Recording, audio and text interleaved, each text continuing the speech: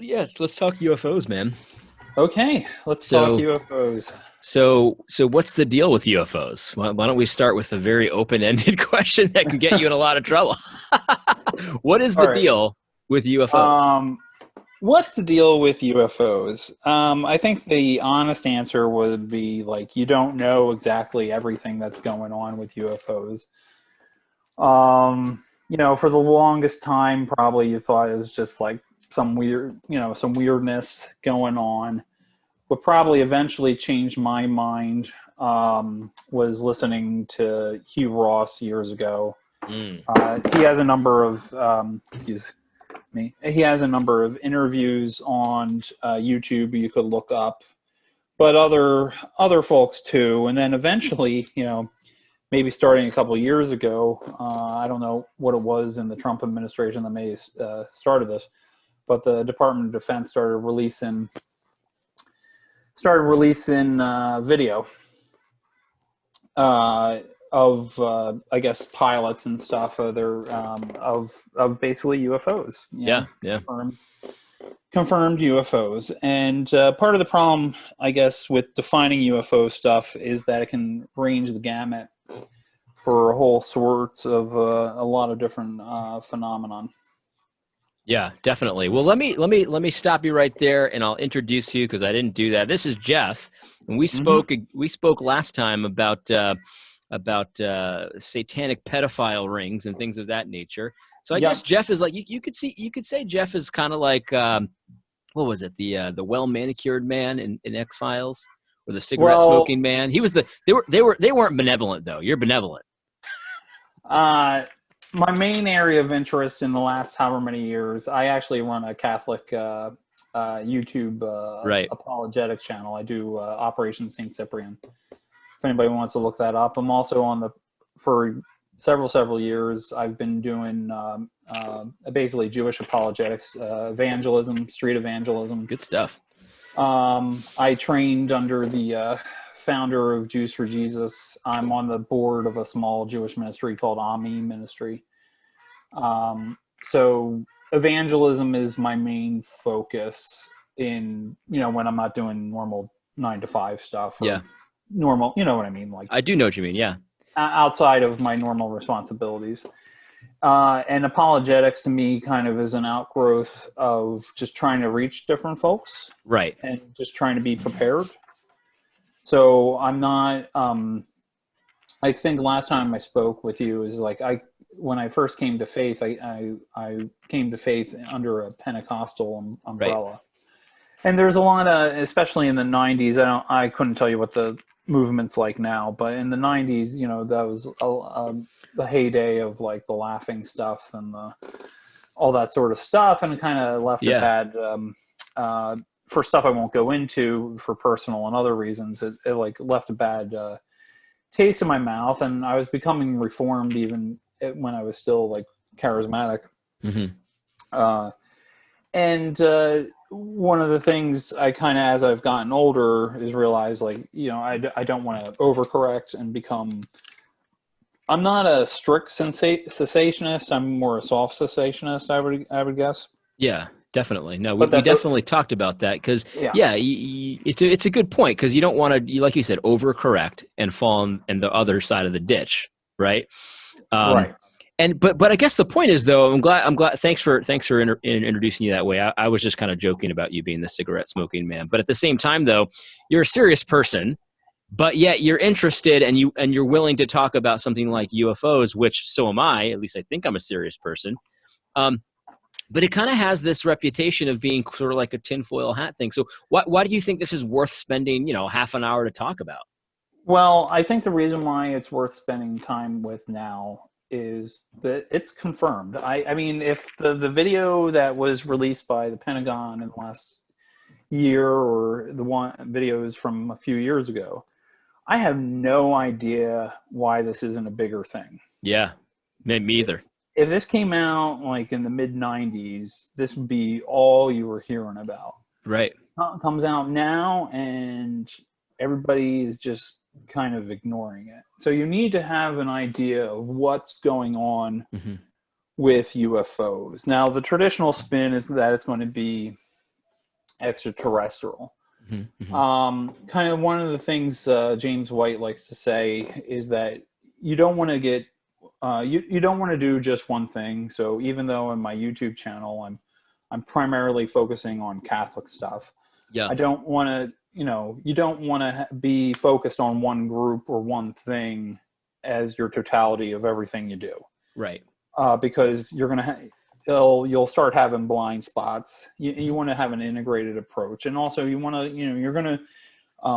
I've come into contact with someone from college who I used to go to college with on Facebook, and she believes in the whole UFO stuff. And one of the things we probably should start off by saying is that as soon as you get into the UFO stuff, you're getting into occult stuff. No question about it. They naturally flow one right after another. Mm-hmm. Is that if someone who's seriously into UFOs is probably 99 times out of 100 is going to be into occult. Yep. And occultic influence. So that's the question of, how do we explain UFOs? What do we want to say about UFOs? What are their history? Right. That's where I don't consider myself an expert. I'm kind of relying on other people. Fair enough. To prepare for this, I kind of read a lot of that Hugh Ross Kent Samples book. Right. Went over that. There's a lot of interesting things in that. I've been going over another resource, Steve Bancars, who came out of the New Age a few years ago. He's been on Apologia a few times. He has his own YouTube channel. He's worth, and I was thumbing through stuff on Amazon.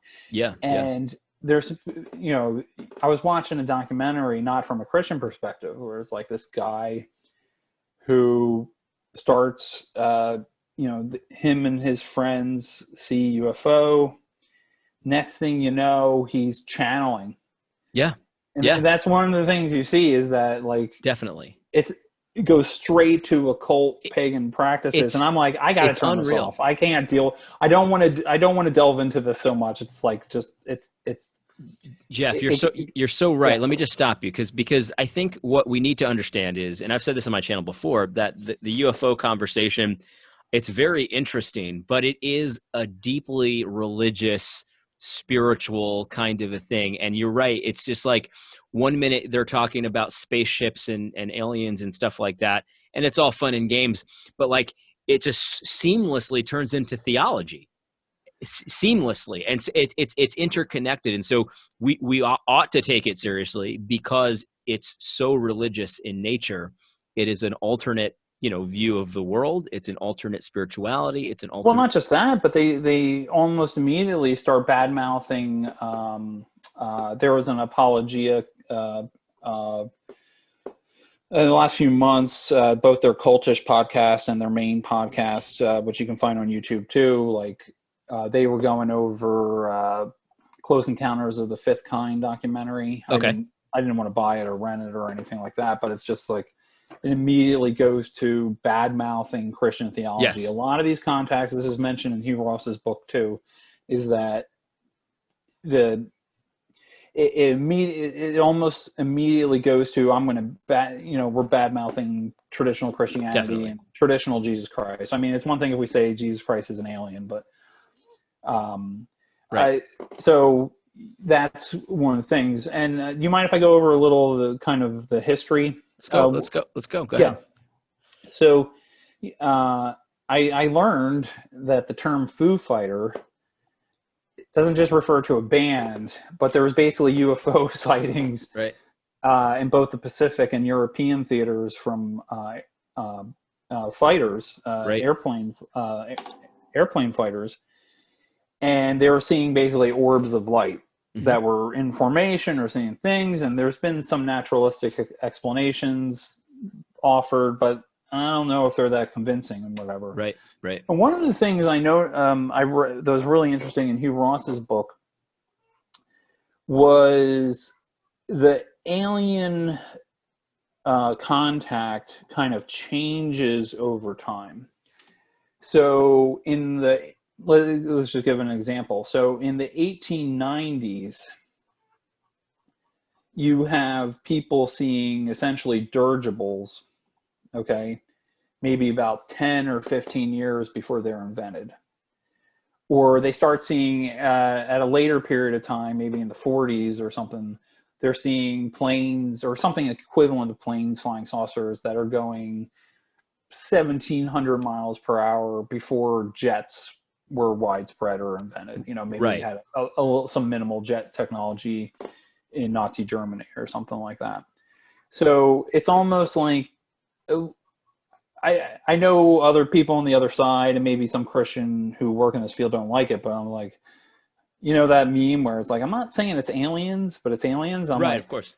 I'm not saying it's demons, right, but it's demons. right, right.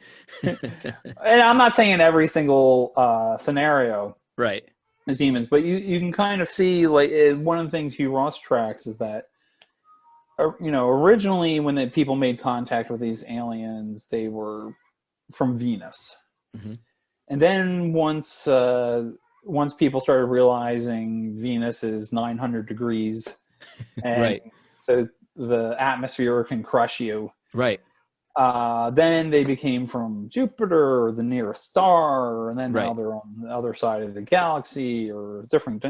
And right, some, even some non-Christians are basically the leading theory, and I think Alex Jones mentions this in the Alex Jones, if you can follow him, because he's all over the place, but he makes an interesting point on, he views them as interdimensional beings. mm-hmm. Essentially, that's what an angel or a demon is, right? right, right. They're That's right. interdimensional. You have UFOs, the Tic Tac UFO is the mm-hmm. one I think that was released recently, where someone's saying it went from 60,000 feet to almost instantaneously 1 foot right, of sea level. right, You can't, that's defying the laws of physics in right. any measurable way. You have things that are moving that don't have any physical effects on the surrounding.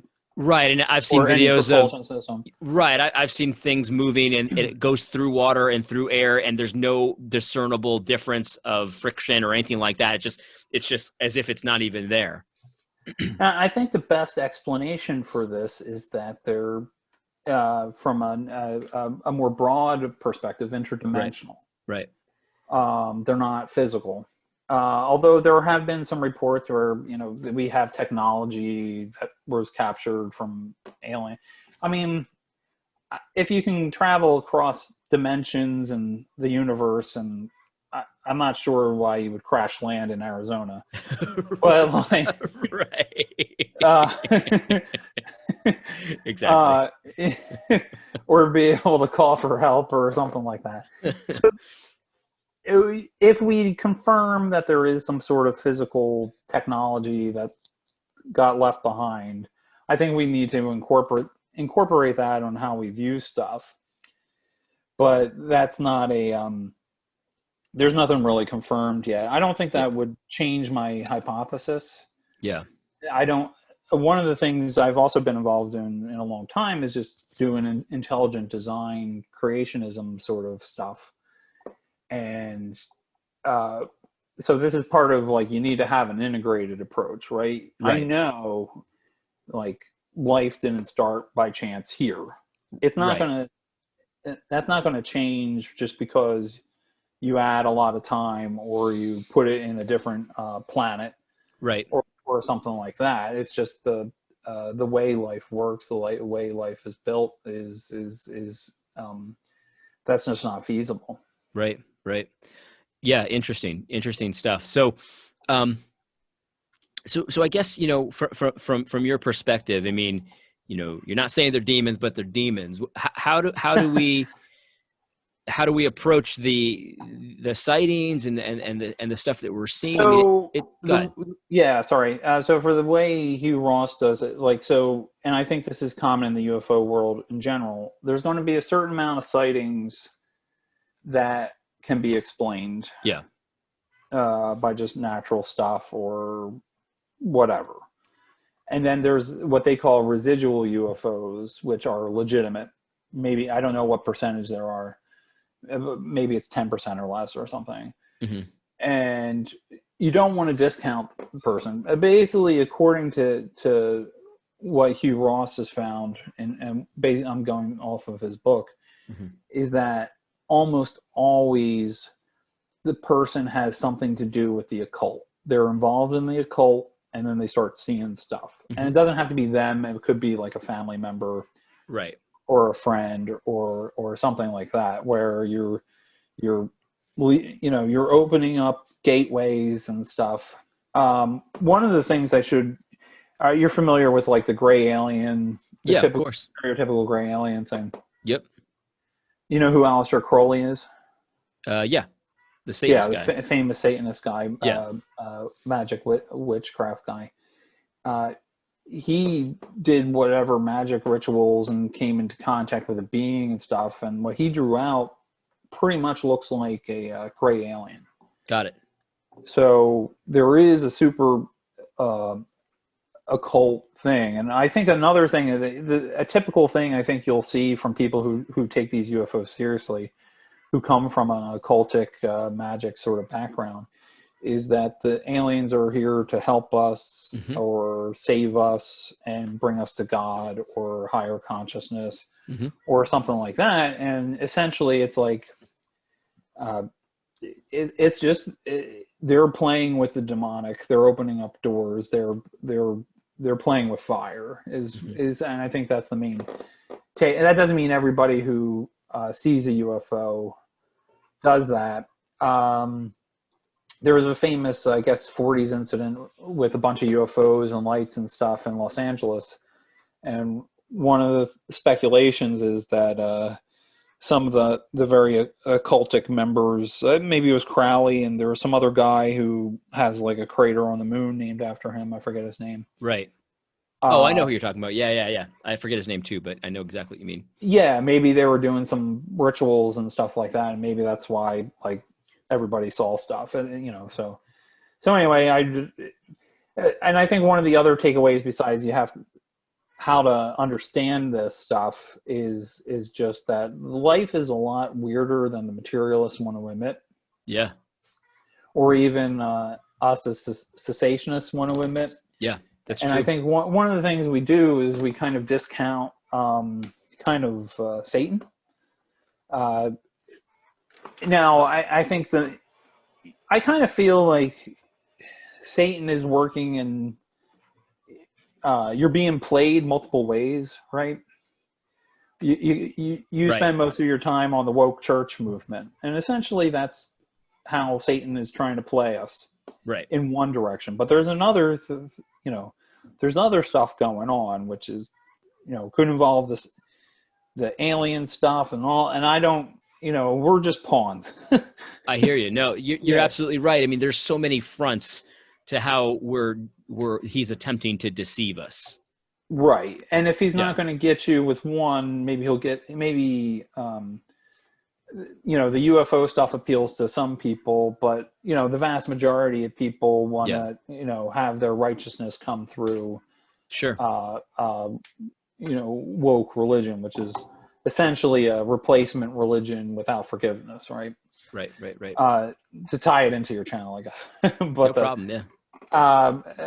But this is just kind of like, you have to, you kind of want to know what the different fronts are, right? You can have, there's different false religions. And this is just kind of one front. I think as we de-Christianize, we're not going more materialistic. We're in the strict sense, not the I want money sort of sense, but right. We're not going into materialism. We're going more into neopaganism. Right. And essentially the UFO stuff is the neopaganism. Definitely. Yeah. And well, and the thing is, it's amazing how interconnected everything is. I mean, as you're right, we're kind of in this neo-pagan kind of revival here. And now is the time. It's just, everything just matches up. It's like now is the time that, the U.S. government admits, oh yeah, we've been studying this for decades. Oh, well, that's the main thing. There, I forget who the UFO person is. Let me see if I can look up the name. Yeah. See if you can look it up, because I know who you're talking about. He's oh man, the name's on the tip of my tongue. I just actually watched something about this guy. No, but there's a Christian guy. Oh, okay. Maybe we're thinking. Let me see if I. I'm trying to think of his name. Let me see if Cultish had him. Cultish. Well, anyway, he was describing the background. Oh, Raymond Boeche, or Boeche. Yeah. He has this. He was contacted by a couple governmental officials, and the kind of psychic stuff that him and his that the government's involved in. He had a couple Christians who were kind of concerned. I that to me is probably the main reason why they were. It could be a main reason you see stuff is that what does the military want to do? Military, if you give them a Nerf gun or a Nerf football, they want to see how they can weaponize it, right? Mm-hmm. Like, how do we weaponize dolphins and German shepherds or computer viruses, right? So if they want to, especially after World War II, it's like, how do we weaponize the paranormal? And there was a bunch of stuff. Let me put it in our chat. I'll put the link to his papers. Sure. There we go. Where the Soviets were doing a ton of stuff and the Americans were following. Like, so the whole like men who stare at goats movie thing, that they were essentially harming people remotely using the paranormal. Mm-hmm. So that's all interconnected, and it's all really messed up.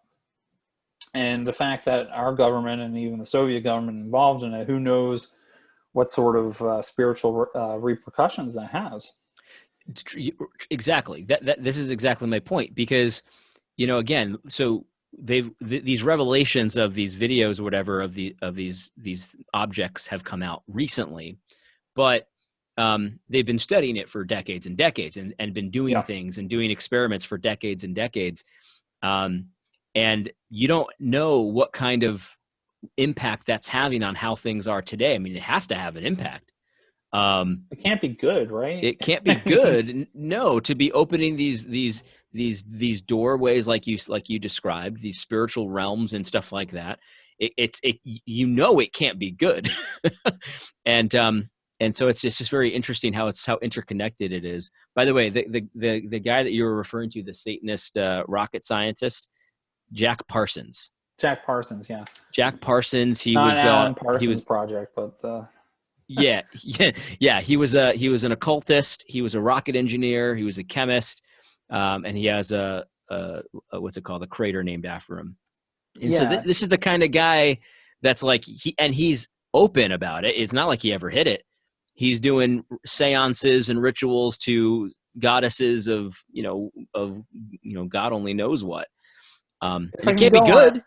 If I could go on a tangent here, do it. There's all sorts of weird stuff like I've been getting into. There's I would look up a missing 411 person where just people just randomly go missing in Unreal. That guy has a lot of lectures on YouTube, but he has there's one free if you have Amazon Prime. The Through the Black YouTube channel does a lot of stuff about satanic ritual abuse. I follow them. They have a documentary, like one of their first ones. It's not like they wouldn't say it's like their best work. This is their first, but they have a thing you can watch on Amazon Prime, Detestable, with all these people who came out of like satanic ritual abuse and stuff. Mm-hmm. But like all this occultic stuff, including UFOs, is interconnected, because like I'm watching the missing 411 stuff about how about people just they go missing, no explanation or that sort of thing, and at the end somehow it transitions to people are seeing like orbs and weird stuff in the woods and so it all gets connected. So it's.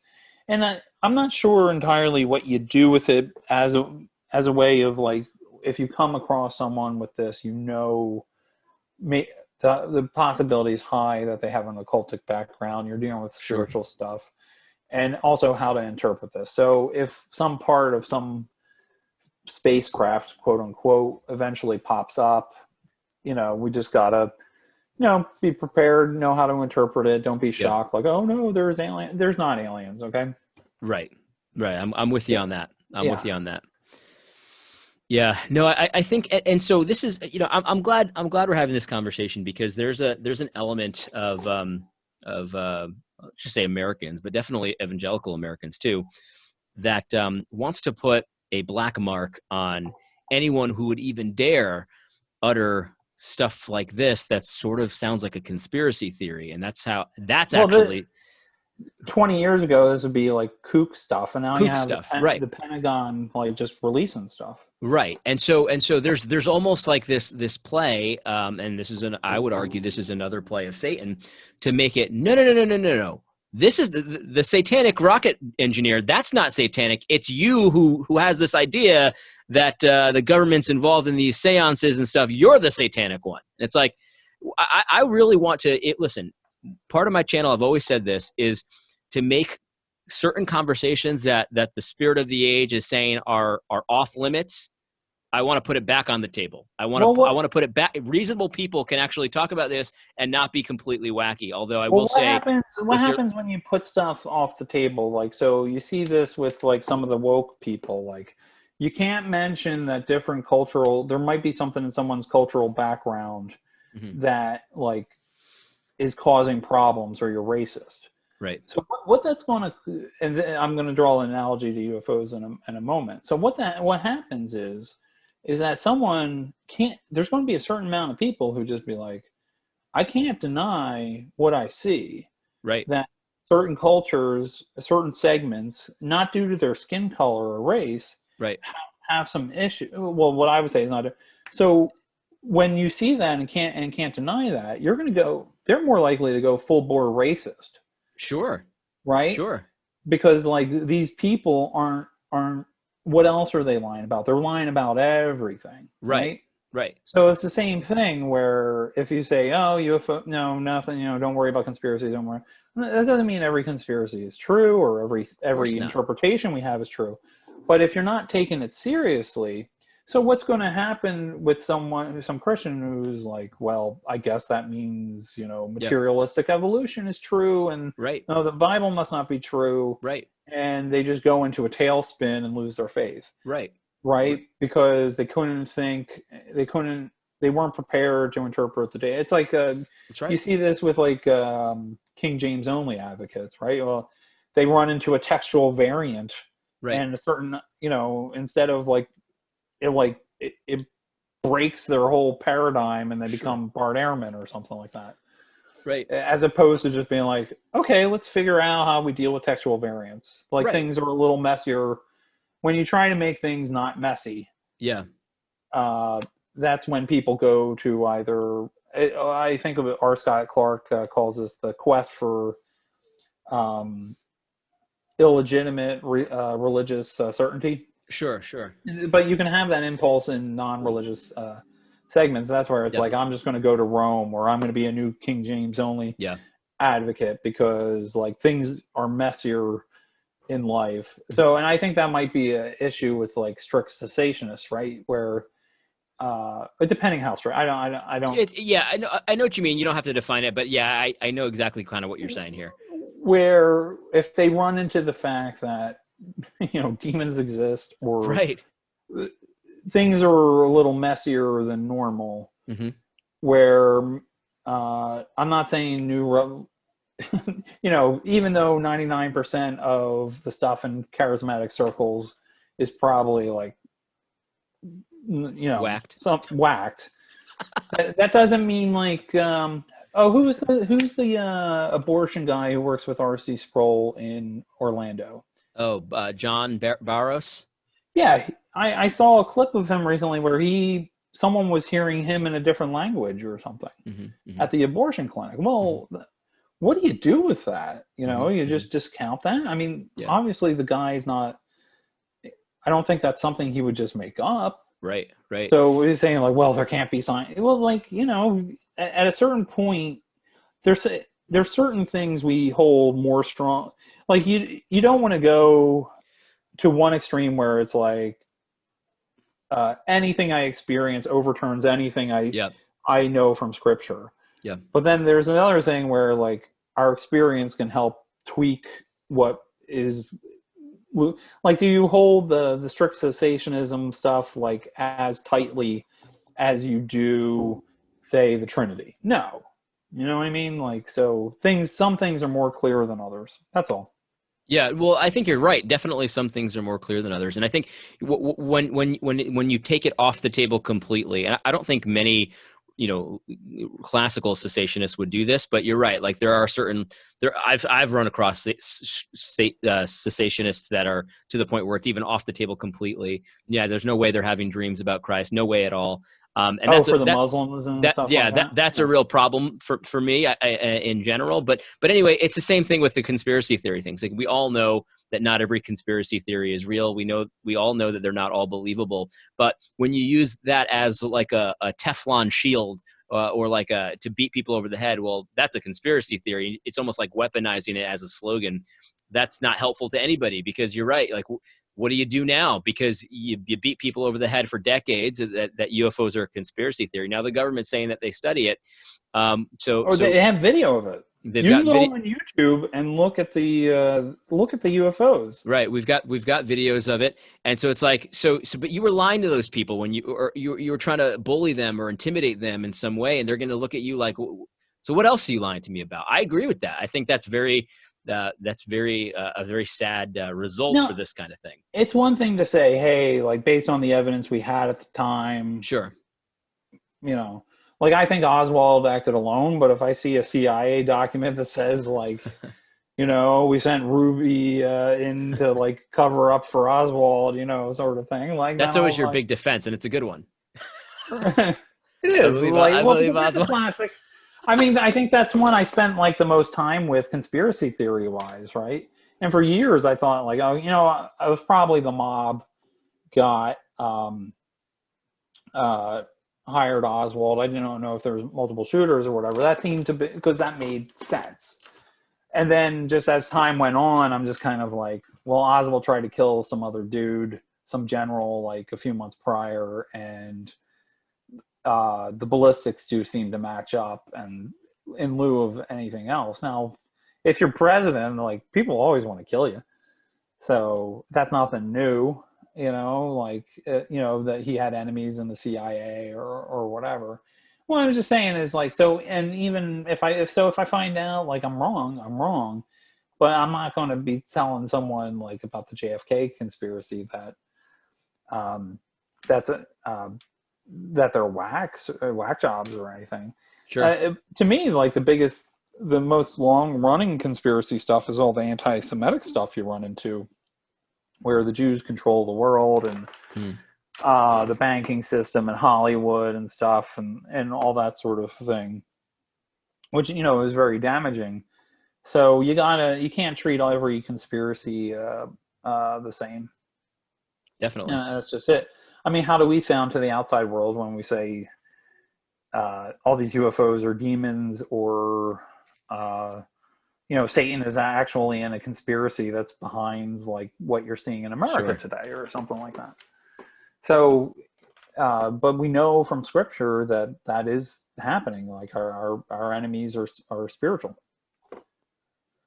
Good stuff. Good stuff. Yeah. So what else? Do you have any other words of wisdom for people who are thinking about this for the first time or new? I would get exposed. I would cover some of the sources we mentioned. Hugh Ross's Lights in the Sky and Little Green Men's good book, because it goes over like the evolution aspect of it too, about it being impossible. I would look up the cultish episodes from Apologia. I would look up Steve Bancar's, and I would look up some of the missing 411 stuff that's interesting. I would go through the Black. I would watch that Detestable on Amazon Prime, that just to get a sample of like what's going out there. But I wouldn't like the missing 411 stuff will freak you out. It's freaky. Yeah, it's like I don't want to go camping. I always never wanted to go camping. I really like that guy too, because he doesn't give you too much of like his opinion of what's going on. He'll just give you what happened and what the consistencies are. Freaky, dude. Yeah. It is freaky, and I can't explain this sort of stuff. Or just to give a little example, like people like by rocks in the woods, and they just like they're with other people, and they get separated at some point, and then boom, they're gone. There's no trace of them. Bloodhounds can't find them. Right. Maybe their body shows up like 20 miles away. Maybe it does. Maybe it doesn't. It doesn't. Yeah, and it's just like, and that's where it's like I don't know if that's demons or not, but that's really weird. It's super weird. Yeah. Anyway, sorry to interrupt. Yeah, so there's a lot of stuff going on. I would assume with satanic ritual abuse and stuff. There, yeah, we talked last time about like all the occultic stuff going on in Hollywood, and you got the Jeffrey Epstein thing, even if that doesn't involve the occult. So, but what I would not do, what I am not doing, is I'm not going to be like, and now I'm going to look in a book about how these magic spells are performed. And like when I was watching the video and the guy started channeling, they showed like in the documentary him starting channeling. I'm like, I am done with this. Yep. I don't want to watch this. I'm out of here. I don't want to, you know, you only need to study so much unless you're like an expert in the field, right? I don't want to be spending all my time. It'd be like if you're trying to battle like, let's say, you know, the pedophile stuff or whatever, right? I don't need to see the images. Like I can know about it at a higher level without getting into getting myself that dirty, right? I don't need to see what Epstein was doing. I just need to know about it at a, you know, there's a value of knowing about something at a higher like a more less granular level. Yeah, it reminds me of all the people I've had to unfollow because they're sharing the cuties. Yeah, I don't images. need to see the. I don't need to see that. I don't need to see that. I don't need to see the. I trust. It's like, oh, like I believe you. You know what I mean? Yeah. I believe you. We've talked about this. The main takeaway, and I think this is what we said our last time, is just, you know, pray. You know, like it's a good, at the very least, it's a good reminder. So even if I'm evangelizing Catholics or Jews, or you're dealing with the woke church stuff, like whatever you're doing, your battle is spiritual, and you need to be on your knees, and you can't be relying on your own strength. And your enemy is way more smarter than you. Sure. And when you kind of see all the chess pieces moving around you and you're just a pawn, you're like, oh. Yeah. But fortunately, we don't have to rely on our own strength. Well, it's true. I mean, we're, you know what, I'm 30, you know, almost 40. I don't know how old you are, but we've been doing this for a few decades, and Satan's been here for thousands and thousands of years dealing with us. Right. So, you know, yeah. All right. Well, listen, hey, thank you so much for doing this. I'll get this up at some point today, but yeah, good stuff, man. God bless you.